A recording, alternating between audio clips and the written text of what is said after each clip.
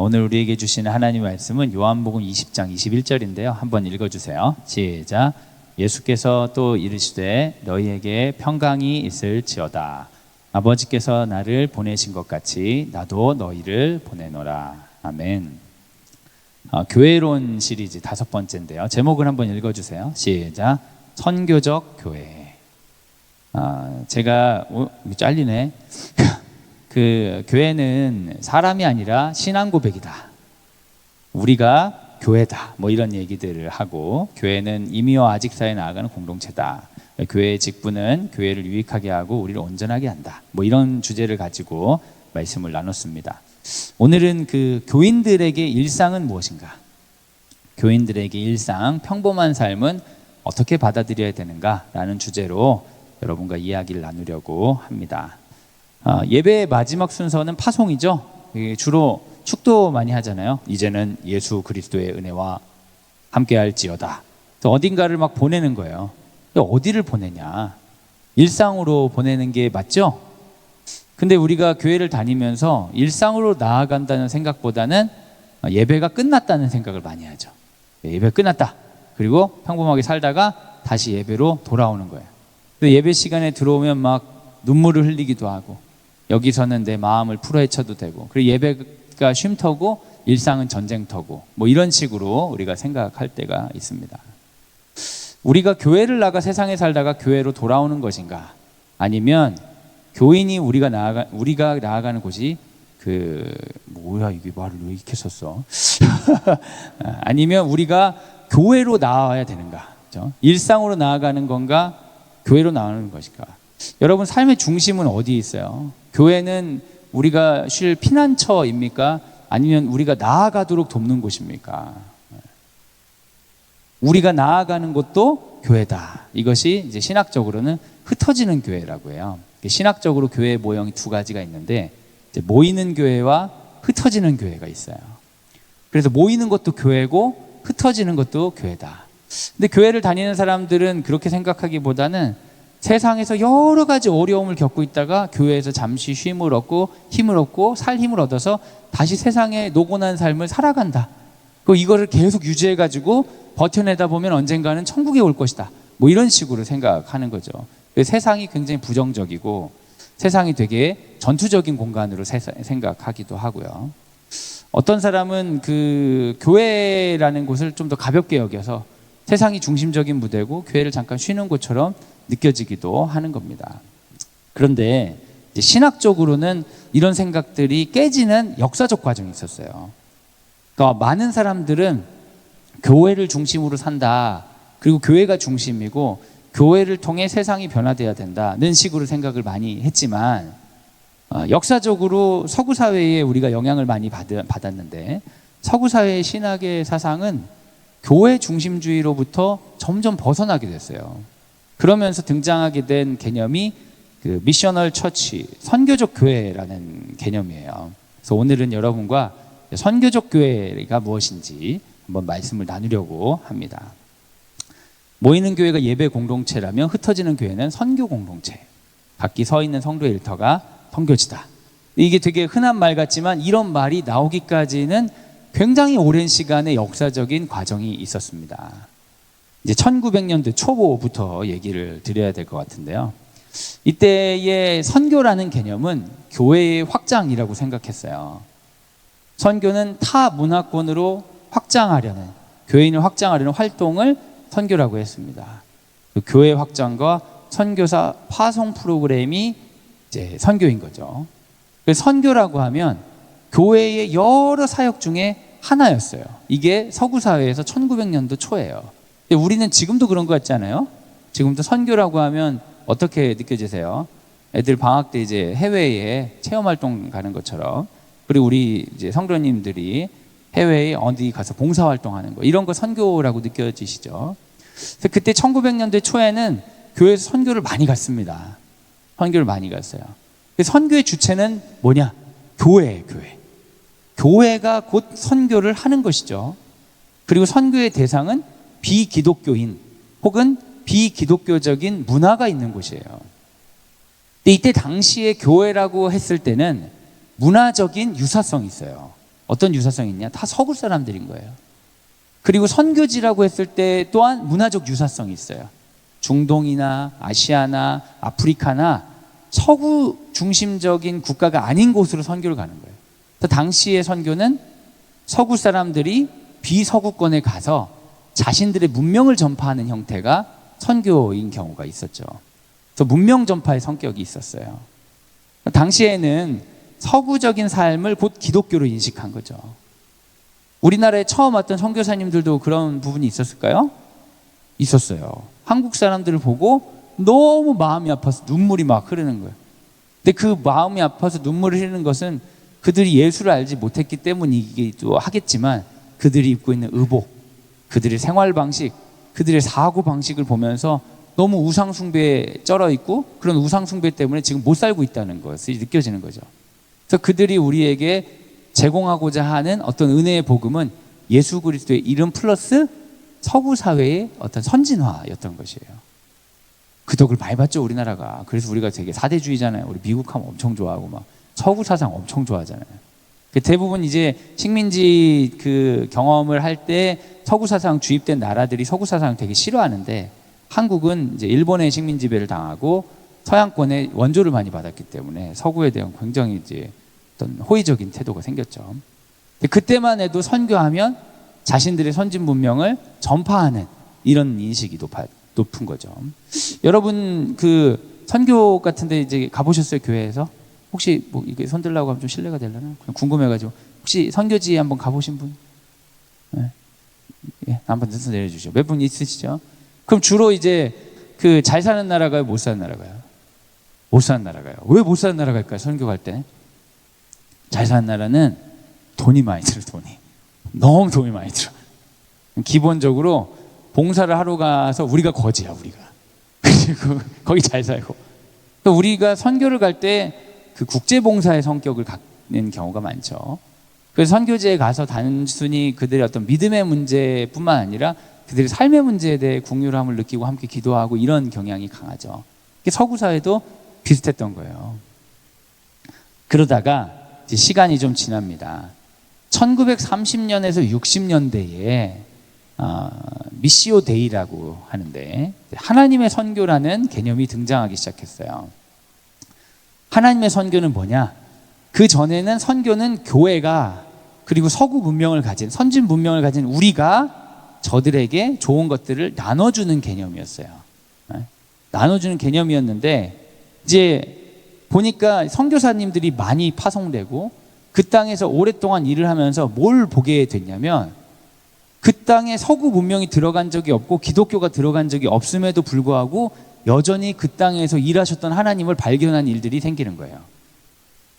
아, 하나님이 우리를 통해서 일하시는 것만 알았는데 선교지에 가서 내가 살다 보니까 그들의 문명 가운데, 그들의 문화 가운데, 그들의 삶 가운데 여전히 하나님께서 준비하신 좋은 것들이 많다는 거예요. 네. 전에 사람들은 우리의 문명은 옳고 저들의 문명은 나쁘니까 우리의 옳은 문명을 통해 저들을 바꿔내야 된다고 생각했는데 이제부터는 전환이 시작되는 거죠. 그들 안에 역사하셨던 하나님의 일들을 발견하고 그들의 목소리로 그들의 방식으로 하나님을 섬길 수 있는 그들의 어떤 교회의 형태가 필요하다는 걸 깨닫게 된 거예요.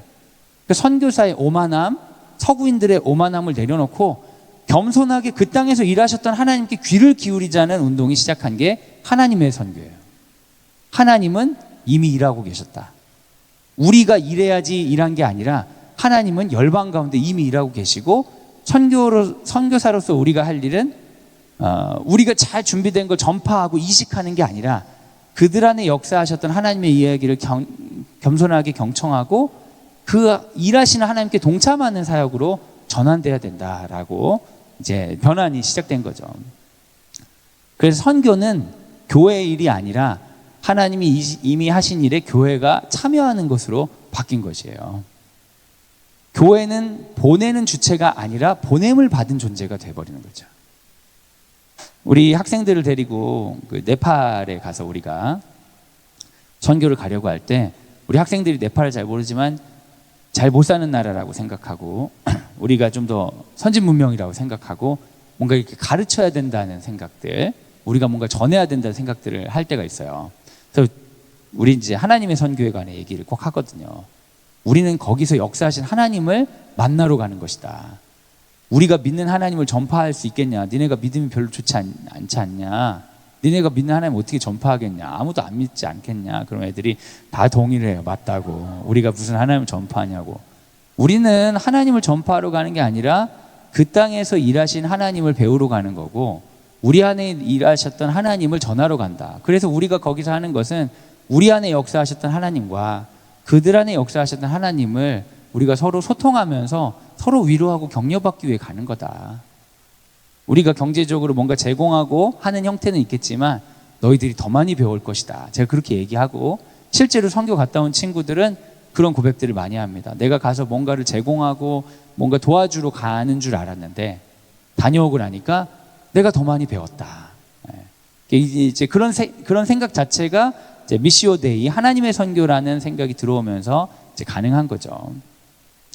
준비해서 가는 선교가 아닌 이미 그 땅에서 일하신 하나님의 일에 동참하는 사역으로서의 선교예요. 신학적으로는 어떤 일들이 있냐면, 이제 바울 선생님이 그 아시아를 돌고 있을 때 마게도니아 사람들이 와서 그 꿈에 나와가지고 와서 우리를 도우라 이렇게 외치는 그런 꿈을 보고 자신의 선교의 방향을 틀어서 유럽으로 건너가는 장면이 나옵니다. 유럽에 가서 이미 하셨던 하나님의 일들을 보면서 자기 계획이 깨지는 그 순간 제대로 선교가 시작되는 일들이 있는 거죠. 이제 하나님의 선교란 개념이 또 우리에게 어떤 자유를 주냐면, 이제 전에는 선교지를 위해서 우리가 준비한 만큼 선교가 된다고 생각하는 거예요. 근데 하나님의 선교 개념을 가지고 있으면 우리가 준비한 것은 중요하지 않다.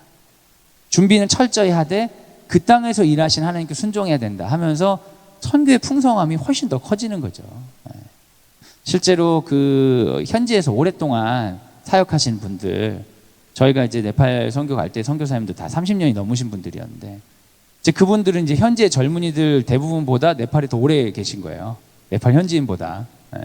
근데 그분들이 자기가 30년 전에 배우고 가르쳤던 그 한국에서의 그 내용을 가지고 선교를 한다고 생각해 보세요, 여러분. 그러면 이제 그들의 선교는 30년 전에 한국을 재현하는 꼴이 되는 거죠. 이미 하나님이 하신 일들은 그 이상인 것을 이제 그 고백을 통해 우리가 알 수 있습니다. 그 네팔에서 기독교인들이 별로 없다가 확 늘어나게 된 계기가 네팔 대지진 때문이에요. 대지진이 있는데 네팔에 외국인들이 갈 이유가 없어요, 여러분. 우리가 해외에 가는 이유는 주로 뭐 때문에 가죠? 여행 많이 가세요? 되게 여유 있으시네요. 주로는 이제 해외 주재원들은 무역하려고 많이들 계시거든요. 근데 네팔이 어떤 특징이 있냐면 바다가 없어요. 전체가 내륙으로 둘러싸여 있어요. 다른 나라로. 무역하려면 전부 다 다른 나라에 세금을 내야 돼요. 그래서 네팔에서 무역해가지고 이익을 볼 수가 없어요. 주재원들이 없습니다. 네팔이 아주 독특하게 그 한인교회가 하나 있어요. 한인교회 딱 하나 있는데 그 한인교회 가면 다 목사님, 선교사님들이에요. 무역한 사람이 없으니까. 그래서 거기 목사님들이 발에 걸리고 채이니까 그 돌아가면서 설교를 해요. 다음 주는 어떤 선생님 설교하시죠? 다음 주는 어떤 선생님 설교하시죠? 돌아가면서 설교. 다 목사님밖에 없으니까. 담임 목사도 돌아가면서 해요. 담임 목사가 뭘 하냐면 다음에 설교할 사람 정하고 막 이런 거 하더라고요. 저희가 작년에 선교 갔을 때 저희 선교사님이 담임 목사였어요. 근데 그분이 설교하는 거 한 번도 들을 수가 없어요. 돌아가면서 하니까. 네. 거기에 있는 한인들은 다 선교사밖에 없는데 네팔에 지진 나고 하니까 한인들이, 그런 사람들이 막 돕고 교회에서 원조가 들어와서 막 돕는 거예요. 이게 그 나라 사람들에게 굉장히 충격이 된 거죠. 왜 굳이? 그때를 기점으로 믿는 자들이 막 늘어났는데, 사실은 그때 돕는다고 해서 바로 믿는 자가 드러날 수 있는 게 아니라 그때까지 10년, 20년간 그 땅에서 선교하셨던 선교사님들의 역사와 하나님이 준비시켜 주신 것 때문에 그런 게 열리는 거죠. 아무도 그러한 선교를 기획한 사람이 없어요. 우리가 뭔가를 기획해서 거기서 이루는 게 선교가 아니라 그 안에서 일하고 계신 하나님의 일이 지금이다 하시면 동참하는 게 선교구나. 선교지가 좀 더 개발되면서 이런 하나님의 선교에 대한 개념은 더욱더 어떤 무게를 이제 갖게 가는 거죠. 이게 1960년대예요. 그리고 1960년대에서 80년대 되면서 이제 서구 사회에서 되게 역설적인 일들이 일어나는 겁니다. 전에 선교는 서구 사회의 문명을 어떤 비서구권에 전달하는 그런 역할이 있었다면 이제 서구권이 가장 세속적인 곳이 되는 거예요. 가장 믿음 없는 곳이 돼. 오히려 비서구권에는 막 부흥이 일어나는 거예요. 1960년대, 80년대 한국의 부흥 엄청났습니다. 자기들이 이제 문명적으로 아래라고 생각하고 비기독교 지역이라고 생각했던 곳에서는 부흥이 일어나고 자기들의 나라에는 세속화가 급속하게 일어나는 거예요. 그러면서 교회들이 반성을 하는 게 진짜 선교가 우리로부터 저들에게 가는 것이냐. 지금은 저들은 믿음이 있고 우리가 믿음이 없잖아요. 교회란 어떤 것이냐에 대한 어떤 급진적인 반성이 일어나는 거예요. 기존의 모임 중심의 교회, 건물 중심의 교회란 것을 교회라고 할 수 있느냐.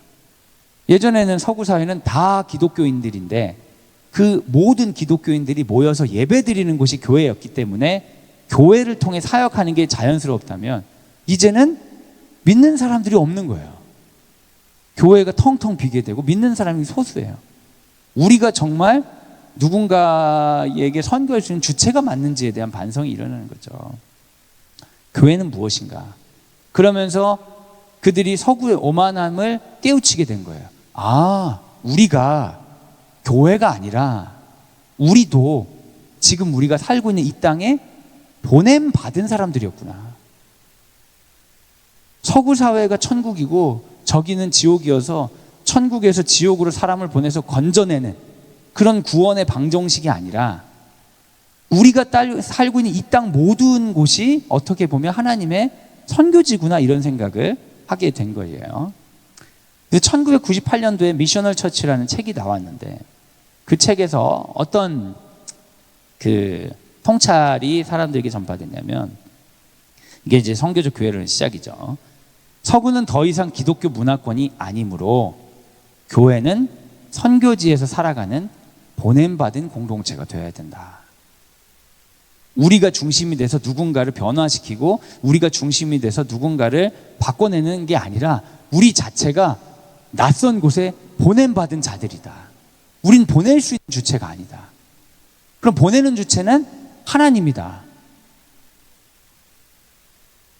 교회의 목적은 모이는 예배 유지가 아니다.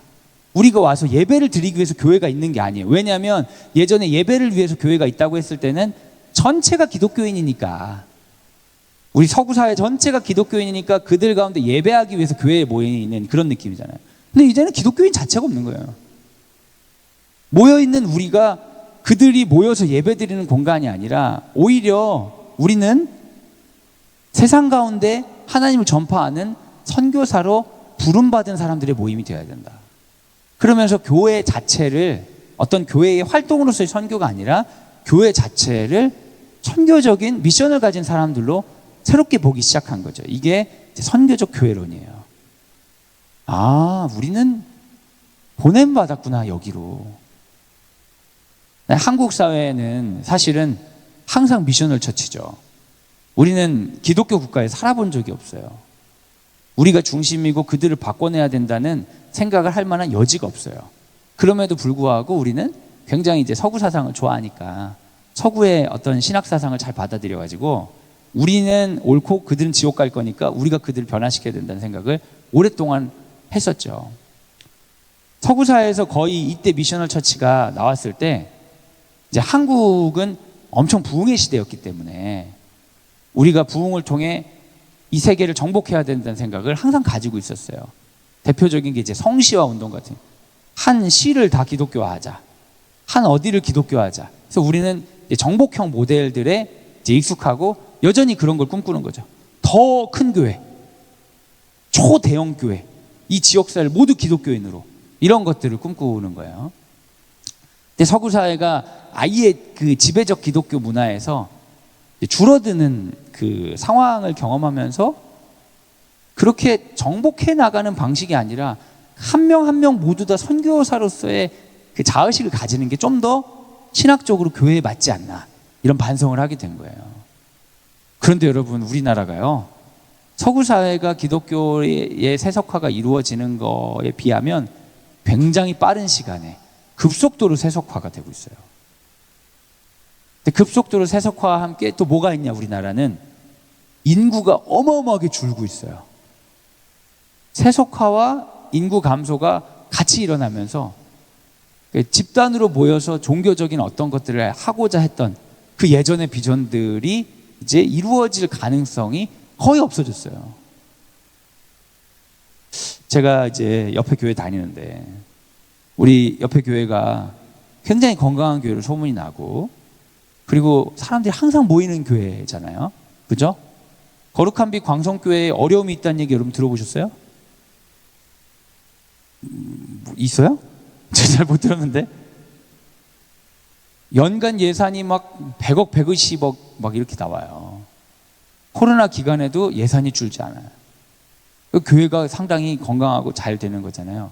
그런데 액면가로 숫자는 엄청 줄었어요. 코로나 이전과 이후가 엄청 줄었어요. 근데 다른 데는 교회가 없어지는 상황이니까 그건 준 것도 아니다, 잘 방어했다, 잘 되고 있다 얘기하고 있지만, 실제 인구 감소, 그리고 젊은 층의 기독교로부터 벗어나는 것, 이것의 현상은 여기뿐만 아니라 모든 대형 교회들, 어떤 교회들 다 이루어지는 거예요. 그러니까 우리 교회가 지금 잘 되고 있는데 자연 감소가 일어나는 거예요. 굉장히 이제 시대적 문제죠. 급격한 세속화와 인구 감소가 교회라는 건물을 유지하기가 점점 어려워지는 거예요. 얼마 전에 제가 이렇게 회의에 들어갔는데, 제가 여기서 제일 오래된 목사예요, 여러분. 제일 오래됐어요. 담임 목사님보다 오래됐어요. 예전에 기억을 하는 사람은 저밖에 없어요. 목사님들이 막 회의를 하면서 그런 거예요. 요즘 우리 교회 학교의 부흥이 엄청나다. 공간이 부족하고 막 이런 얘기를 막 하시더라고요. 어마어마하다는 거예요. 교사들을 다 빼고도 아이들이 매주 1,300명 이상이 나온다 하면서 막 지금 막 우리가 더 막 힘을 실어야 되고 막 이렇게 얘기하는 거예요. 근데 그때 이제 저랑 같이 막 한참 전에 이제 교육부 장로님 하셨던 우리 장로님이 손을 들고 1,300명이요? 아니 저 때는 3,000명이 나왔는데 그렇게 많이 줄었단 말입니까? 이렇게 얘기해요. 이게 시대적 차이가 나는 거예요. 근데 여러분, 서구 사회에서 교회의 인구가 감소하는 것을 보기 위해서는 수십 년, 수백 년이 걸렸어요. 근데 지금 그 장로님이 교육부 장로할 때 몇 년 전하고 지금하고 저렇게 잘 된다는 교회도 사람이 1,000명 이상 주는 거예요, 애들이. 지금 수능 한 30만, 40만 이렇게 애들, 고등학생들 이제 30만 정도 보는데, 여러분, 불과 몇 년 후면은 20만 명 봅니다. 인구 엄청 줄고 있어요.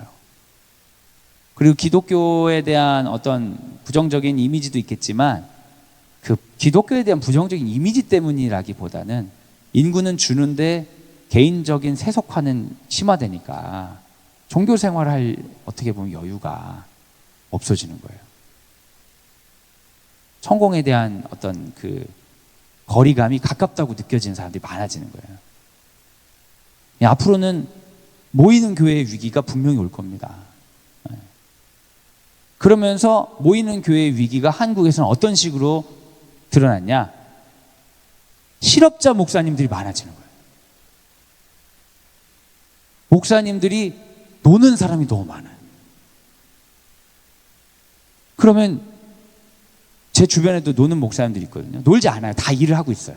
다 일을 하는데 목회자로서는 자리가 없는 거예요. 근데 이분들이 신학적인 고민이 너무 많아요. 내가 목사가 맞나? 내가 지금 교회를 다니는 게 맞나? 그러면서 제 주변에 가정교회 개척하신 분들이 꽤 있어요. 근데 말만 가정교회지 집에서 자기 식구들하고 예배 드리는 거예요. 평일날 일하고.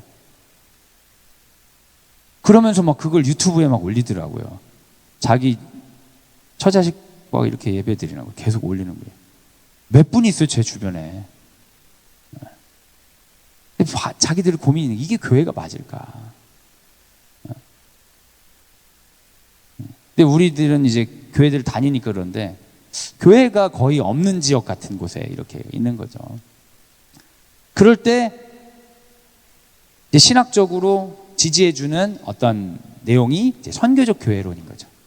선교적 교회론들을 보면서 우리가 모이는 교회라는 형태가 아니라 하나님 나라라는 주님의 가치와 주님의 삶의 방식을 이 땅에 드러내기 위해서 보냄받은 존재구나, 이렇게 받아들였을 때 내가 오늘을 교회로 살아갈 수 있는 것이에요. 그래서 이제 선교적 교회론이라는 용어들이 한국 사회에도 급격하게 들어온 거예요. 사실은 이게 서구 사회의 어떤 그 배경으로 이루어지는데, 근데 한국 사회는 서구 사회가 막 100년씩 걸리는 일을 한 20년이니까 해버리니까 우리는 바쁘잖아요. 빨리빨리 그냥 빨리. 다른 데서는 인구가 줄어드는 시간이 엄청 오래 걸리는데 우린 그냥 1, 2년 만에 확 줄여버려요. 그냥. 어떻게 그게 가능한지 모르겠어요. 그래서 선교적 교회론이라고 했을 때 이런 컨셉들이 좀 있습니다. 몇 가지 좀 말씀드릴게요. 하나님의 선교다. 교회의 모든 행동은 하나님의 선교다. 그 주체는 하나님이다. 우리는 주체가 아니라 우리는 파송받은 사람들이다. 그리고 교회는 보내는 공동체가 아니라 보냄받은 공동체다. 우리 모두 다 보냄받았다. 선교는 교회의 프로그램이 아니라 삶 자체다. 우리가 그런 보냄받은 자리는 어디가 되겠어요? 선교지나 이런 곳이 아니라 그냥 일상으로 우리는 부름받은 거예요. 자녀 양육도 선교고, 직장 생활도 선교고, 심지어 교회 생활도 선교일 수 있는 거예요. 나를 어떠한 삶의 형태로 부르신 하나님께 응답하는 방법이 되는 거죠. 교회의 중심 무대는 건물이 아니라 세상이다. 멋진 건물을 지어서 사람들에게 어떤 신의 현현을 보여주려는 방식은 하나님의 방식이 아니다. 하나님은 세상 곳곳에 들어가서 빛과 소금으로 그의 삶의 형태, 삶을 바라보는 방식, 존재 양태를 통해 당신의 교회됨을, 당신의 몸을 많은 사람들에게 보이시려고 하신다. 그러니까 중심을 어디로 가야 되냐? 교회에 모이세요가 아니라 당신들의 있는 곳을 하나님 나라로 바꾸세요라는 메시지가 전달돼야 된다. 이렇게 얘기하는 거죠. 교회의 목적은 교회 자체가 아니라 하나님 나라가 되어야 된다. 교회가 뭔가 잘 되어야 된다면 그것은 교회에 모인 사람들이 하나님 나라의 삶의 양태로 살아가도록 지지하기 위함이다. 필연적으로 평신도 중심이 되는 거죠. 목회자 중심이 아니라. 목회자 중심으로 목회자가 바로 서고 평신도들이 목회자들을 잘 따르는 방식이 아니라 각 사람들 한 명 한 명이 자기가 있는 곳을 잘 살아낼 수 있도록 그들의 존재 형태와 그들의 삶을 지지하는 형태가 돼야 된다. 그게 교회다. 구원의 결과가 교회 생활이 아니라 존재의 변화다. 그러니까 나는 교회 다니니까 천국 갈 거고 넌 교회 안 다니니까 지옥 갈 거다. 이런 식의 사고로부터 벗어나고 나는 예수 그리스도께서 가르쳐 주신 하나님의 나라의 방식의 존재 양태를 가졌기 때문에 그러한 삶으로 오늘 구원을 누리기 때문에 천국에 확신이 있다는 것으로 바뀌어야 된다는 거죠. 세속과의 대립이 아니라 세속의 거룩화가 필요하다. 이렇게 주장해요. 많은 교회들이 세속과 대립이 돼 있죠. 세상적인 거 끊어내야 된다고. 그게 아니라 세속에 들어가서 그 세속적인 곳을 거룩하게 바꿔내는 것이 우리의 선교적 사명이다. 선교적 교회로는 모든 사람을 뭘로 바꿔버려요? 다 선교사로 바꿔버리는 거예요. 직업 선교사가 아니라 선교사적 정체성을 가진 존재, 그들의 모임이 선교적 교회다. 그러면 그들이 모여서 하는 예배는 어떤 거예요? 자신의 각자의 선교지에서 충실할 수 있도록 힘을 얻는 공간이고, 자신의 선교의 방향이 틀어지지 않도록 자신을 수정하고 고치는 공간이고, 자신의 선교의 방향이 올바르게 나아가도록 주 대신 주님께 예배하는 공간이 되는 것이죠. 또 무게가 삶으로 커지는 거예요. 이런 선교적 교회론이 서구 사회에서 오랜 기간 동안 형성되었고 한국 사회에는 아주 짧은 기간에 급격하게 전파되고 있어요. 근데 사실은 굉장히 신학적으로 옳은 방향이라고 생각해요. 왜냐하면 건물 중심의 신학, 목회자 중심의 신학이란 거는 성경에 사실 그렇게 많지 않아요. 성경에 성전 중심, 제사장 중심 이런 거는 다 누가 가져가셨을까요? 다 예수님이 싹 가져간 거예요. 예수님이 우리의 성전이 되시는 거예요. 예수님이 우리의 제사장 되고 예수님이 우리의 왕이 되고 예수님이 우리의 선지자 되고 우리는 각 사람이 성령의 전이 되어서 성전과 어떤 그 제사장, 왕 중심의 신학들은 구약에 있던 것들은 신약에서는 전부 각 사람에게 성령님과 동행하는 삶으로 다 흩어져 있어요, 신학적으로는. 그런데 교회가 발달하면서 어떤 부흥의 시대, 어떤 경제적인 성장의 시대를 경험하면서 다시 마치 구약에 있었던 성경 중심 신학, 목회자 중심 신학이 굉장히 강화된 거예요. 물론 그러한 강화가 그러한 여론과 자본의 결집이 세계적인 선교의 큰 역할들을 감당하기는 했지만 너무나 그게 강화된 나머지 우리 각 사람을 향한 하나님의 어떤 미션에 대해서 우리가 둔감해지고 철저한 개인 구원에 관심을 갖는 경우가 많아져 버린 거죠. 내가 마음의 위로만 얻으면 되는 거고 내가 사는데 불편하지만 않으면 되는 거예요. 그래서 사명의 많은 영역들을 전문가들에게 떠맡기고 우리는 사명으로부터 아마추어가 되어버리는 문제가 생긴 거죠. 하지만 주님의 부르심에는 아마추어와 프로가 없어요. 왜요? 주님은 전부 다 제자로 부르셨으니까. 물론 정규직이 있고 뭐 파트타임이 있고 이럴 수는 있겠지만 그건 이제 구조상의 문제, 직분의 문제인 거지 우리의 정체성 중에 아마추어 제자, 프로 제자를 부른 적은 없으신 거죠. 그래서 되게 이제 신학적으로는 설득력 있는 주장이다. 선교적 교회론에서 굉장히 중요하게 여기는 성경 구절이에요. 근데 여러분 너무 재미없는 얘기인가? 너무 이론적인 얘기인가 싶기도 하네. 하다 보니까 요한복음 20장 21절 같이 한번 읽어주세요. 시작. 예수께서 또 이르시되 너희에게 평강이 있을지어다. 아버지께서 나를 보내신 것 같이 나도 너희를 보내노라. 교회는 보냄받은 곳이지 보내는 주체가 아니다. 그럼 누가 보냈냐? 예수가 보낸 사람. 예수는 누가 보냈느냐? 아버지가 보낸 사람. 즉 아버지로부터 보냄받은 존재다. 이게 어떤 신학적인 중요한 근거 구절이에요. 요한복음 1장 14절 한번 읽어주세요. 시작. 말씀이 육신이 되어 우리 가운데 거하심에 우리가 그의 영광을 보니 아버지의 독생자의 영광이요 은혜와 진리가 충만하더라. 아버지가 아들을 보내셨는데 아들이 보내진 곳은 어디냐? 말씀이 육신이 되어 우리 가운데 오셨다. 하나님께서 아들을 어떻게 보내시냐면 굉장히 구체적인 형태를 가진, 몸의 형태를 가진 사람으로서 구체적인 삶의 일상으로 보내셨다는 거죠. 그러면 아버지가 나를 보낸 것 같이 나도 너희를 보낸다고 했을 때 우리가 가야 될 곳은 어떤 곳이냐? 대단히 막 거룩하고 아름답고 이상적이고 이질적인 그곳이 아니라 매우 일상적인 곳. 그냥 어떻게 보면 우리가 어느 날 이렇게 청소하고 있다가 혼자 비참해질 수 있잖아요. 아, 내가 맨날 왜 이러고 있지? 그냥 그럴 수 있잖아요, 괜히. 근데 그게 아닐 수 있다는 거죠. 하나님이 그 구체적인 공간으로 나를 보내셨다면 내가 그냥 하고 있는 그 행위가 비참한 행위가 아닐 수 있어요. 그래서 수도사들이 어떤 말을 했냐? 기도가 노동이요, 노동이 기도다. 그런 말을 했어요. 왜 노동이 기도가 되죠? 이 노동의 자리로 누가 보내셨으니까.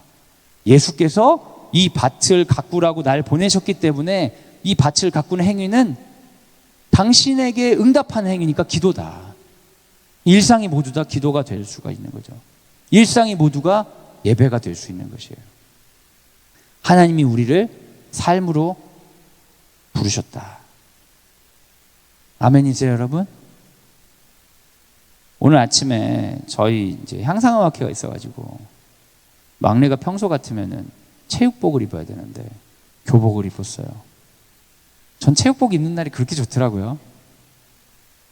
교복 없어졌으면 좋겠어요. 왜 교복을 입어야 되죠? 예전에 제가 교장 선생님께 말씀드린 적 있어요. 지금 교장 선생님 말고 전전 교장 선생님. 제가 오래 있었죠. 전전 교장 선생님께 왜 여학생들은 왜 치마를 입어야 됩니까?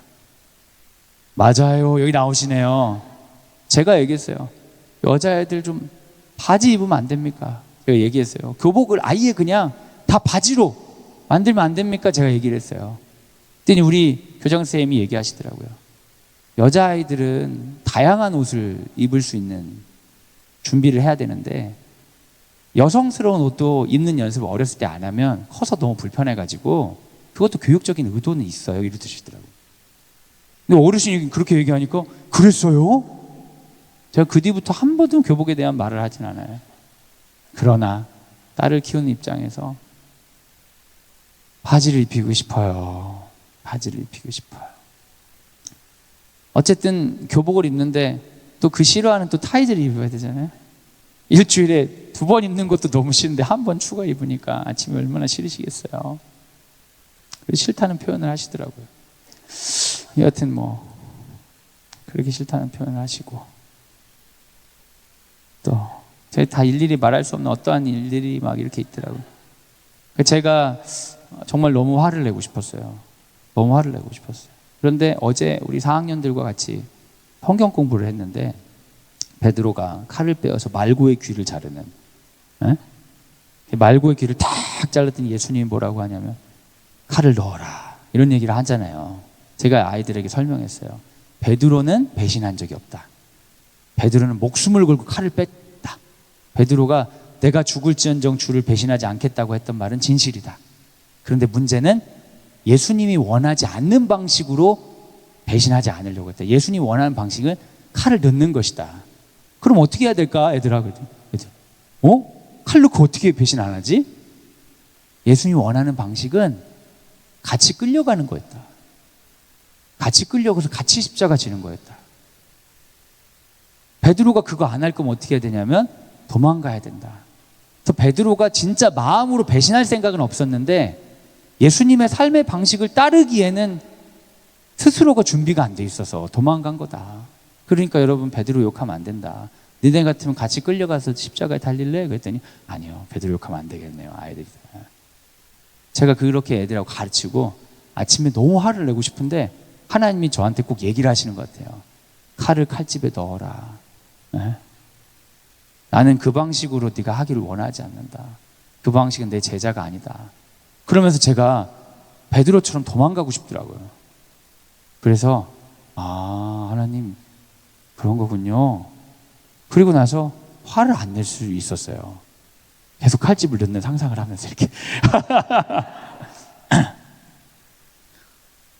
애들 새 때리고 오려니까 막 시간 맞추기가 너무 힘든 거예요. 아침마다 학교도 원망스럽더라고요. 왜 7시 50분까지 오라고 해가지고 막 평소에 안 그랬는데 근데 제가 돌아오면서 그런 생각하는 거예요. 그래 내가 보냄받은 곳이 여기 있지. 애 셋 있는 곳 7시 50분 출근하는 곳. 근데 여기가 저의 선교지라면 하나님은 저에게 어떤 걸 원하실까요? 이 자리에서 어떠한 존재 형태로 살기 원하실까요? 근데 그렇게 생각을 한 순간 내 일상의 자리는 굉장히 짜증스럽고 힘든 공간이 아니라 하나님의 파송에 응답할 수 있는 공간이 되는 거예요. 별거 아니지만 그 아침에 칼을 칼집에 넣는 상상을 하면서 화내지 않고 어떻게 여기까지 오는 그 자체만으로도 어떠한 존재 양태를 지금 실천하고 있는 거잖아요. 제자의 삶으로 동참하는 거예요. 이 사소한 게 맞아요. 왜요? 우리가 부름받은 그곳은 그 사소하고 그 아무렇지 않은 그곳이에요. 여러분 소명의 비전을 찾아서 더 높은 곳에 가야 된다고 아이들에게 가르치실 수 있어요. 그럼 좋죠. 그럼 좋아요. 근데 아니면 어떡하실래요? 아니면 어떡하실래요? 우리 아이의 소명의 자리가 너무나 구질구질하고 너무나 일반적인 그냥 평범한 그 자리면 어떡하실래요? 아니요. 성경은 오히려 그 자리에 불러받았다고 얘기할 확률이 더 높은데요. 그 인간관계의 복잡한 가운데, 그 생존의 위협 가운데, 그 가운데서 하나님 기뻐하시는 존재의 양태로 뭔가 시도하는 삶으로 우리를 부르셨다면, 그것 때문에 누군가 소망의 이유를 묻는 자들에게 대답할 것을 말할 걸 준비하며 살아가는 삶으로 우리를 부르셨다면 어떠하시겠어요? 우리의 일상은 저주받은 일상, 우리의 일상은 성공하지 못하고 실패하지 못한 비참한 일상, 우리의 일상은 누군가에게 더 나은 사람인 것처럼 보이려고 아둥바둥해야 되는 곳이 아니라 하나님이 부름받은 선교지일 수 있습니다. 그리고 그 작은 일상의 어떤 응답을 통해 하나님은 기도를 듣고 계실 수도 있지 않을까요? 노동이 기도가 되고 기도가 노동이 되는 거죠. 마태복음 6장 10절 같이 읽어주세요. 시작. 나라가 임하시오며 뜻이 하늘에서 이루어진 것 같이 땅에서도 이루어지리다. 하나님이 우리에게 품고자 하는 그 선교적인 미션은 뭐냐면, 하나님, 벌레만도 못한 우리가 이 지옥 같은 땅에 태어나 하나님 나라를 기다리며 살다가 그의 나라 들어가 찬송하며 살겠습니다 가 아니라, 그 버텨내는 게 비전이 아니라 그 땅을 뭘로 바꾸는 거예요? 하늘에서 이루어진 것 같이 어디서도 이루어지기를, 땅에서도 이루어지기를 바라면서 아직 이루어지지 않은 이곳 가운데 이루어진 존재 양태로 살아보는 거죠. 꿈을 꾸면서. 그런데 여러분, 놀라운 일은요, 역사 가운데 그렇게 꿈을 꾸며 살았던 사람들을 통해 연대가 이루어지고 그 연대를 통해 세상에는 마치 하나님이 진짜 역사하셨던 것 같은 일들이 지금도 이루어지고 있다는 거예요. 그게 선교적 교회론에서 보면 그게 곧 뭐예요? 교회예요. 교회네? 하나님이 살아계시네. 증거가 전혀 없는 그 하나님이 살아계신다는 것이 너무나 선명하게 보이는 그 공간, 그 장면들. 그래서 선교적 교회론은 사실은 눈에 보이는 교회들의 방향이 되면서도 위협이 되는 거죠. 이름을 가진, 이름만 교인인 사람들에게, 이름만 교인이고 철저하게 고객으로 살아가는 종교 전문가들을 잘 쇼핑해서 자신의 삶의 안위를 위해 살아가는 사람들에게는 삶에 대한 급진성에 대한 초청인 거죠. 당신이 선교사라는 걸 알고 계십니까? 하늘에서와 같이 땅에서 이루어지기를. 적어도 선교사인 나에게는, 적어도 함께 기도하는 우리 공동체에는 이런 마음으로 연대하고 하나님 나라를 외치는 자들이 선교적 교회다. 사도행전 1장 8절 같이 한번 읽어주세요. 시작. 오직 성령이 너희에게 임하시면 너희가 권능을 받고 예루살렘과 온 유대와 사마리아와 땅끝까지 이르러 내 증인이 되리라 하시니라. 그런데 이 선교적 교회는 막 무슨 큰 교회를 비판하고 막 교회에 모이는 걸 비판하고 이런 확장에 대한 거부감을 갖는 게 아니라 다른 방식으로 확장하길 원하는 거예요. 그 확장의 형태는 뭐냐? 존재 양태의 확장인 거죠. 그러한 삶에 대한 확장이에요. 그래서 선교적 교회로는 예수님을 믿느냐 안 믿느냐로 사람들을 가르려는 방식보다는 그러한 삶의 형태를 갖고자 추구하기 때문에 하나님 나라가 확장되기를 원하는 거죠. 예수 믿는 사람들이 예수 이름으로 우리에게 알려진 그 세계를 전파하고, 어떤 일은 아직 예수 이름을 알지 못하더라도 그 세계를 살아가도록 초청하고, 그래서 선교적 교회론에서의 어떤 확장은 좀 더 관계적이고 좀 더 삶의 양태를 공유하는 형태로 기대하는 거죠. 이게 점점 늘어나기를 원하는 거예요. 이 땅에서 하나님 나라를 확장하는 것, 그 자체가 교회다라고 선언하는 것이죠. 근데 이런 미셔널 처치, 하나님 나라 중심의 교회론이 불편한 사람들도 있을까요? 불편한 사람들이 있죠. 어떤 사람들이 불편하겠어요? 교회가 힘이 있는 교회들은 불편하죠. 아직까지. 교회가 의미 없는 것처럼 말하는 것처럼 느껴지니까요. 근데 사실 그 미셔널 처치는 미셔널 처치의 모든 교회에 적용해서 교회들 다 없애야 된다 이런 거 아니에요. 인간은 굉장히 연약하고 유약하기 때문에 눈에 보이는 교회가 필요하고요. 목사님들도 필요해요. 근데 마치 이런 미셔널 처치는 그런 게 다 의미 없는 것처럼 말하는 것처럼 보이지만 이것은 오히려 우리가 눈에 보이는 여기에만 집중되어 있기 때문에 이런 쪽이 있다는 것을 보여주는 하나의 방향으로서 우리가 받아들이면 되지. 이게 옳으니까 눈에 보이는 교회를 해체한다? 그러면 눈에 보이는 거 없어지면 눈에 안 보이는 건 더 없어져요. 인간은 다 교회들은 역할이 있습니다. 단지 우리 성도들 각자가 가지고 있는 어떤 사명에 대한 어떤 그 책임으로부터 회피하고 있는 것을 돌아보게 되는 계기로 여러분이 이것들을 좀 들으시면 좋을 것 같아요. 여러분 대표적인 미셔널 처치를 여러분은 다니고 계시잖아요. 어딜까요? 광성드림학교. 네. 광성드림학교. 교육의 영역 가운데 하나님 나라를 선포하는. 우리 학교에서 그런 말 많이 하거든요. 근데 그 배경엔 이런 게 있는 거예요. 교육의 영역이라고 하는 우리가 보기엔 굉장히 일상적인 그 공간에 하나님 나라의 삶의 형태를, 존재의 양태를 선포하며 살아가 보자. 그것들에 연대한 사람들이 조직을 만들고 학교를 만들어서 이런 곳이 되는 거죠. 이런 미셔널 처치 같은 생각을 가진 사람들은 기독교 세계관적으로 직장을 바라보려는 시도를 많이 합니다. 교사들 그런데 좋은 교사라는 단체가 있어요. 그런 좋은 교사 단체 같은 데가 그런 거고요. 그리고 뭐 사업하시는 분들 가운데는 CBMC 이런 모임들이 있습니다. 각자 일터를 하나님 기뻐하신 공간으로 바꿔보자. 교회 중심이 아니라 삶이 중심이다. 이런 운동들이 많이 있습니다. 기독 학부모 운동도 어떻게 보면 미셔널 처치의 하나의 모습일 수도 있고요. 아버지 학교도 우리들이 하고 있는 어떠한 모든 그런 것들도 다 그런 형태일 수 있습니다. 사랑하는 여러분, 여러분은 어디로 부름 받으셨습니까? 여러분의 부름 받은 장소를 한번 바라보시고 선교사로서 그곳을 위해 기도를 시작해 보지 않으시겠습니까? 하나님은 여러분의 그 자리에서 여전히 일하기를 원하십니다. 이 시간 같이 한번 기도하도록 하겠습니다. 이 시간 함께 기도할 때 우리를 부르신 하나님을 떠올리면서 부름의 자리를 한번 돌아보면 좋겠어요. 우리 모두 다 가정으로 부르셨습니다. 그 가정의 상황들을 한번 돌아보십시오.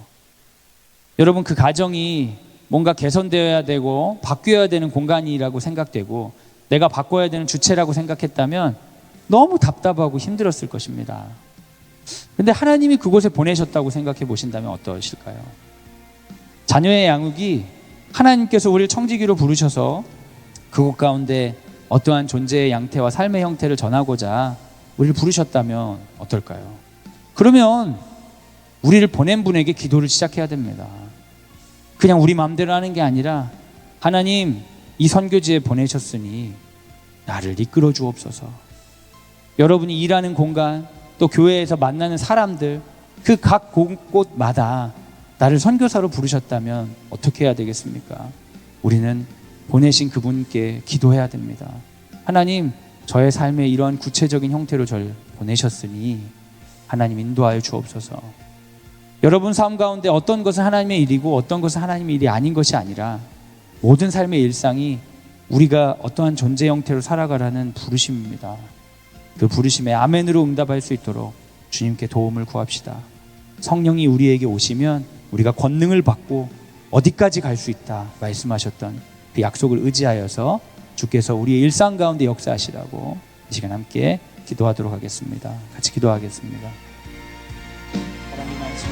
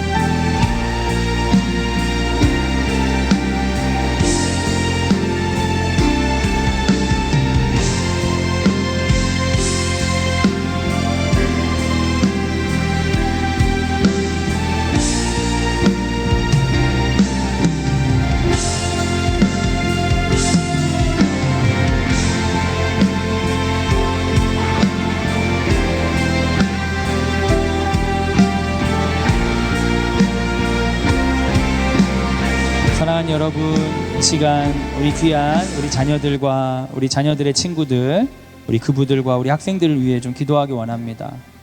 하나님께서 우리 아이들 한 명 한 명을 부르셨음을 우리가 확신 가지고 나아가기 원합니다. 우리 가운데는 부르심에 대한 오해가 있습니다. 부르시면 아브라함처럼 모세처럼 엘리야처럼 부르실 거라는 그런 기대가 있습니다. 느헤미야처럼 다윗처럼 예수님처럼 쓰임받기를 소원합니다. 좋은 마음입니다. 그런데 여러분, 우리의 부르심이 다양합니다. 그 다양함이 잘못이 아닙니다. 우리의 달란트의 다양함이 잘못된 것이 아닙니다.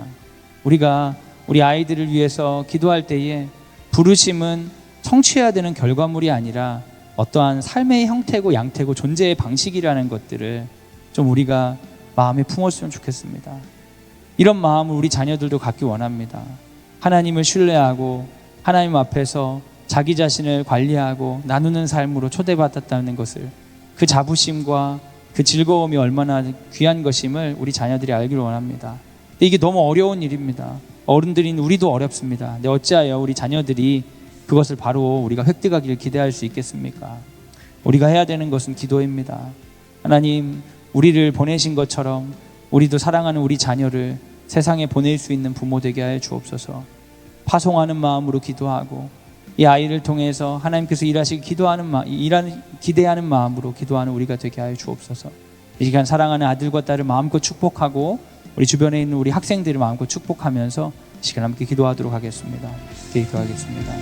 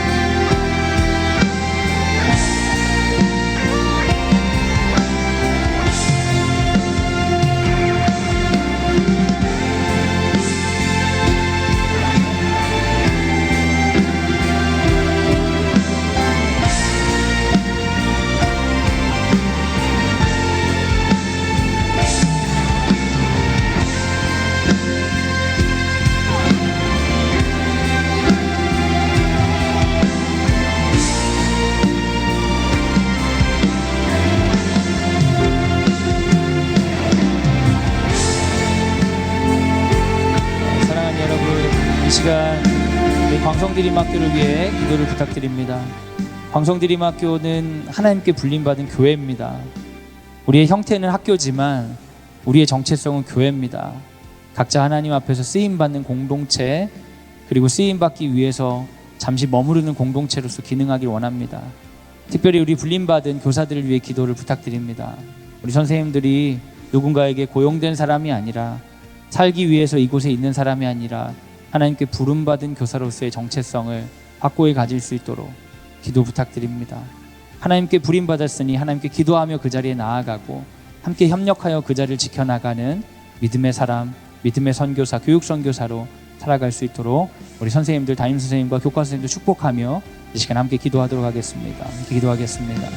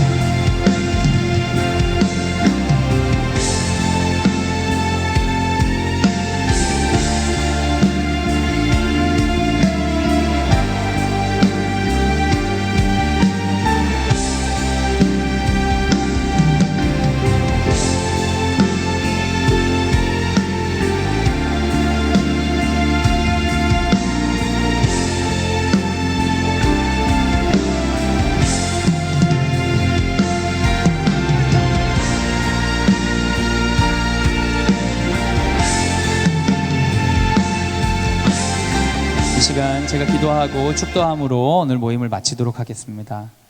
사랑이 많으신 하나님 감사합니다.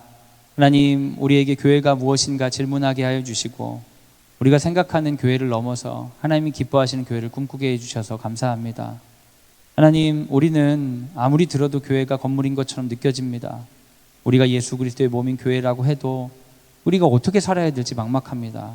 오늘 말씀을 통하여 주께서 우리를 일상 가운데 부르셨음을 고백합니다.